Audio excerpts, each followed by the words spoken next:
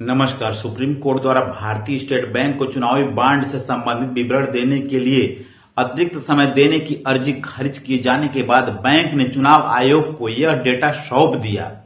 Report के अनुसार सूत्रों ने इस बात की पुष्टि की है कि बैंक विवरण दे चुका है। 15 फरवरी को चुनावी बॉन्ड योजना को असंवैधानिक बताकर रद्द करते हुए कोर्ट ने बैंक से योजना से जुड़ी जानकारियां निर्वाचन आयोग को सौंपने को कहा था, जिससे अपनी वेबसाइट पर यह विवरण 13 मार्च तक अपलोड करना था। सोमवार को अदालत ने यह समय सीमा 15 मार्च तक कर दी है।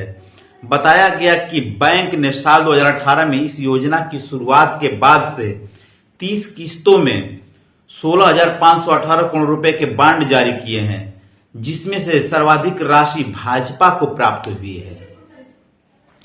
असम में नागरिकता संशोधन अधिनियम CAA को लेकर नए सिरे से शुरू हुए विरोध प्रदर्शन के बीच सीएम हेमंता बिस्वा शर्मा ने कहा है कि अगर NRC के लिए आवेदन न करने वाले किसी एक व्यक्ति को भी भारत की नागरिकता मिली तो वे इस्तीफा दे देंगे।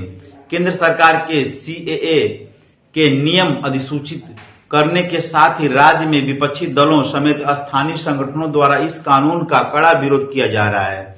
टाइम्स ऑफ इंडिया के अनुसार शर्मा ने CAA से नाराज लोगों को आश्वासन देते हुए कहा कि अगर राज्य में नई NRC के लिए आवेदन नहीं करने वालों किसी भी व्यक्ति को नागरिकता दी गई तो वह अपने पद से हटने वाले पहले व्यक्ति होंगे। मालूम हो कि प्रदर्शनकारियों को चिंता है कि CAA लागू होने से राज्य में लोगों की आमद बढ़ जाएगी। साथ ही वे मानते हैं कि CAA असम समझौते के खिलाफ है, जो इस राज्य में अवैध प्रवासियों की पहचान के लिए 25 मार्च 1971 की समय सीमा तय करता है। सोमवार को केंद्र के फैसले की सूचना आने के बाद ऑल असम स्टूडेंट यूनियन और 30 इंडीज संगठनों ने गुवाहाटी, बारपेटा, लखीमपुर, नारायणगढ़, डिब्रू, तेजपुर सहित राज्य के विभिन्न हिस्सों से CAA की प्रतियां जलाई थीं। हरियाणा में भाजपा जजपा गठबंधन टूटने और मनोहर लाल खट्टर के अपनी कैबिनेट के साथ इस्तीफा देने के बाद कुरुक्षेत्र से सांसद और मध्य प्रदेश अध्यक्ष नायब सिंह सैनी ने बतौर मुख्यमंत्री शपथ ली है। नवभारत टाइम्स के अनुसार दोपहर में विधायक दल की बैठक में उनके नाम पर मुहर लगने के बाद उन्हें विधायक दल का नेता चुना गया। शाम 5 बजे उन्होंने CM पद की शपथ ली।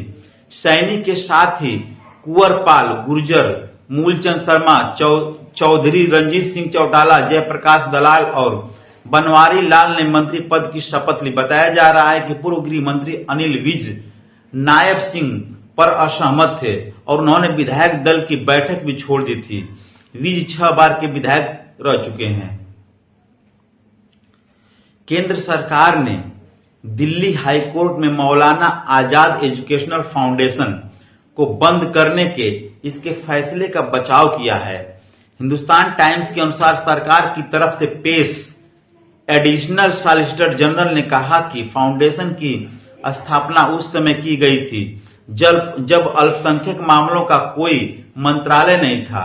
उन्होंने यह भी कहा कि जब संबंधित अधिकारियों ने कानून के अनुसार फाउंडेशन को भंग करने का निर्णय ले लिया है तो अल्पसंख्यकों के प्रचार पर कोई अस्थायी एकाधिकार नहीं हो सकता।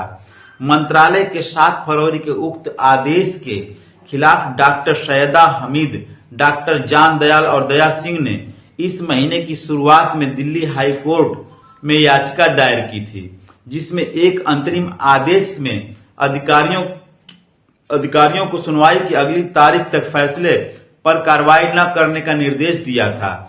उस समय बताया गया था कि मंत्रालय का फाउंडेशन को बंद करने का आदेश 21 जनवरी को केंद्रीय वक्फ परिषद से मिले एक प्रस्ताव के संदर्भ में जारी किया गया था।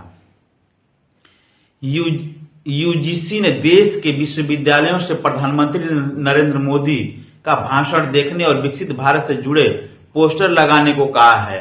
द टेलीग्राफ के मुताबिक उच्च शिक्षण संस्थानों से बुधवार यानी 13 मार्च को सेमीकंडक्टर्स पर प्रधानमंत्री नरेंद्र मोदी के भाषण की स्क्रीनिंग के लिए कार्यक्रम आयोजित करने को कहा है।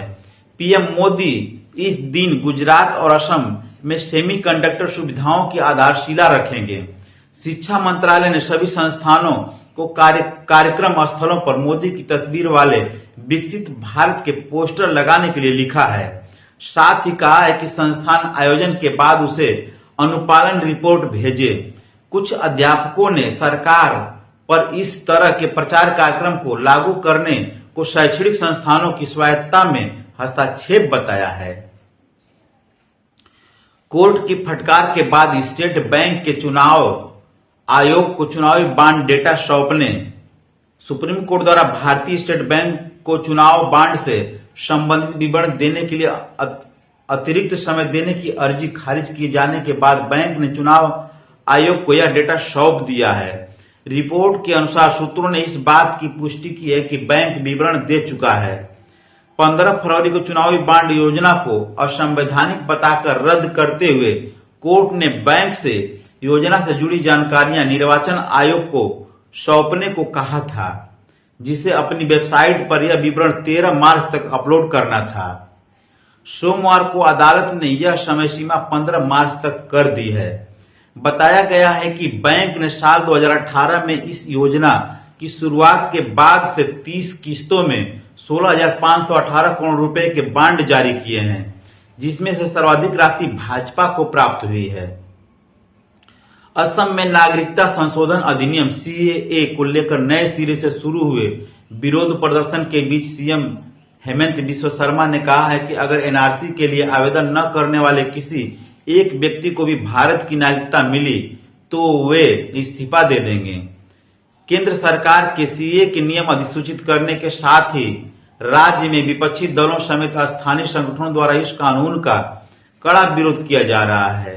टाइम्स ऑफ इंडिया के अनुसार शर्मा ने सीएए से नाराज लोगों को आश्वासन देते हुए कहा है कि अगर राज्य में हुई एनआरसी के लिए आवेदन नहीं करने वाले किसी भी व्यक्ति को नागरिकता दी गई तो अपने पद से हटने वाले पहले व्यक्ति होंगे। मालूम हो कि प्रदर्शनकारियों को चिंता है कि सीएए लागू होने से राज्य में लोगों की आमद बढ़ जाएगी। साथ ही वे मानते हैं कि सीएए असम समझौते के खिलाफ है, जो इस राज्य में अवैध प्रवासियों की पहचान के लिए 25 मार्च 1971 की समय सीमा तय करता है। सोमवार को केंद्र के फैसले की सूचना आने के बाद ऑल असम स्टूडेंट यूनियन और 30 इंडिजिन संगठनों के गुवाहाटी, बारपेटा, लखीमपुर, नालवाड़ी, डिब्रूगढ़ और तेजपुर सहित राज्य के विभिन्न हिस्सों में सीएए की प्रतियां जलाई गई थी।